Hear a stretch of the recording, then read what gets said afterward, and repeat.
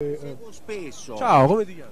Sono Oscar, vengo dall'isola d'Elba e sono del Napoli. Dall'isola d'Elba, bellissimo. Sì. Quanti chilometri sono più o meno? Circa 480 chilometri.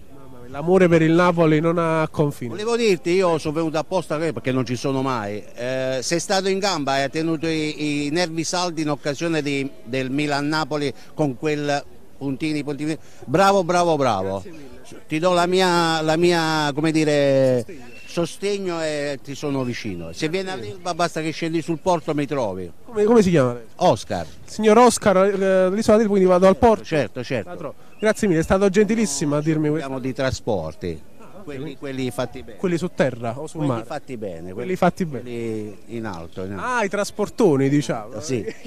Forza Napoli, Oscar. Sto a vedere con mio figlio neanche tu. Alessandro. No, non temere. Come... No, è più mio padre che la segue. Io sono un tifoso. Ti stai sminuendo così però. No, io sono un tifoso consolidato del Napoli, abbonato. Ormai lo seguo da anni, mi ha cresciuto lui.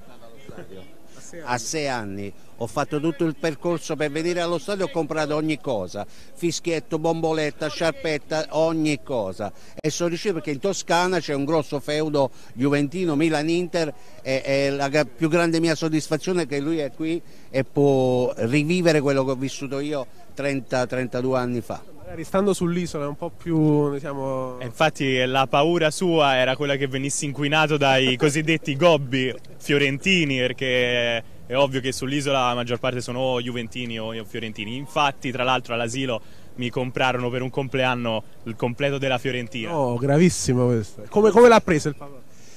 Ma diciamo che la Fiorentina non sono nocivi, se era della Juve diventava veramente complicata la L'avrebbe bruciato, presumo. Però io non so. No, messa da parte lì e messo le cose a posto comprando, che poi tra l'altro lui ce l'aveva quello della Juve, del Napoli, sorry, una piccola, che davvero una grande scossa. Lui ha detto che non è un problema nel caso fossi cresciuto con la fede fiorentina, ma io quel completo non so che fine abbia fatto. Eppure c'era maglietta, calzettoni e pantaloncini, mai più visto. Era veramente piccolo. Aveva già sentito che... Forse era di Enrico Chiesa.